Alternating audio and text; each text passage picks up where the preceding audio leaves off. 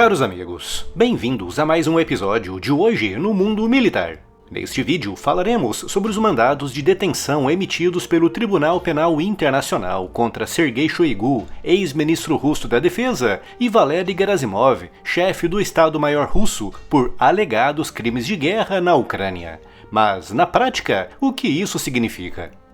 Nesta terça, 25 de junho, o TPI, sigla para Tribunal Penal Internacional com sede em Haia, dos Países Baixos, emitiu 2 novos mandados internacionais de captura, um contra Sergei Shoigu, ex-ministro russo da Defesa, e outro contra Valery Gerasimov, chefe do Estado-Maior russo, a maior autoridade militar na Rússia, aumentando para 8 o número de mandados de prisão emitidos pelo TPI contra políticos e militares russos por alegados crimes de guerra cometidos na Ucrânia, com destaque indo, obviamente, para o próprio Vladimir Putin, acusado de deportar milhares de crianças ucranianas para a Rússia.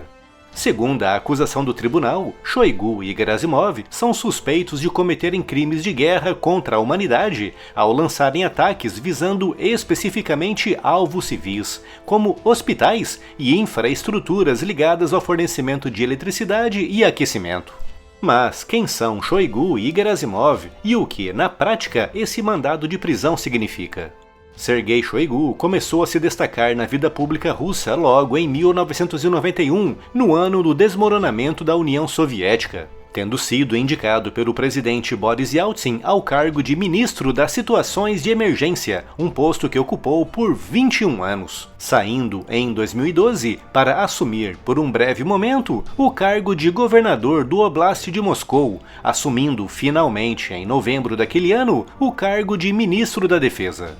Shoigu e Putin têm, há mais de 2 décadas e meia, uma relação de reconhecida amizade. Mas, com o conflito na Ucrânia se arrastando, com as baixas se acumulando e com a Rússia não conseguindo quebrar as linhas ucranianas, Putin foi obrigado a demitir o seu amigo do mais importante ministério da Rússia, colocando no seu lugar um economista com a missão de militarizar a economia russa visando uma guerra longa, custosa e sem fim à vista, com Shoigu recebendo um cargo burocrático e de pouca relevância no Conselho de Segurança da Rússia.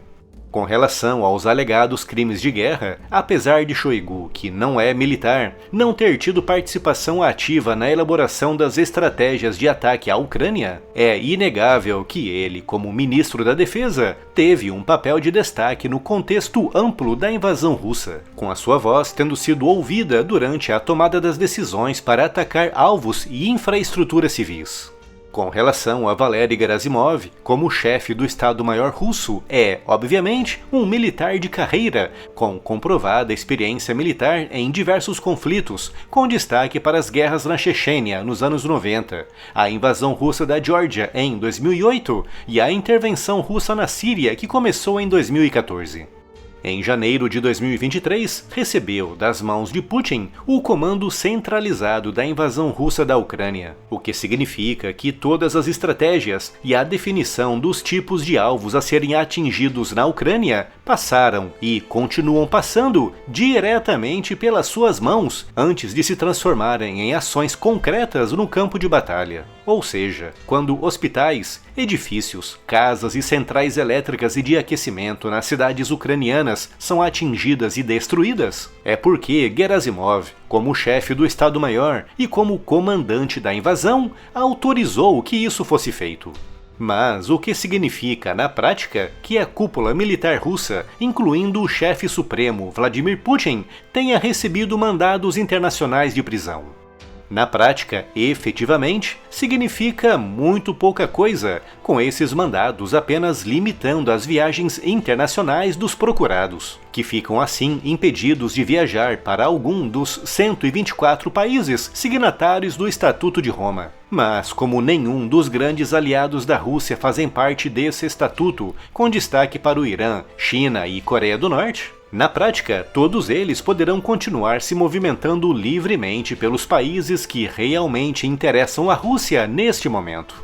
No campo da propaganda, no entanto, a Ucrânia usará esses mandados para destacar o aspecto criminoso da invasão russa, tal como fez quando Putin recebeu o seu mandado emitido pelo TPI em 2023. Mas, como eu disse, em termos realmente práticos, desde que Shoigu, Gerasimov e, é claro, Vladimir Putin não visitem países signatários do tribunal, nada de propriamente incômodo acontecerá com eles.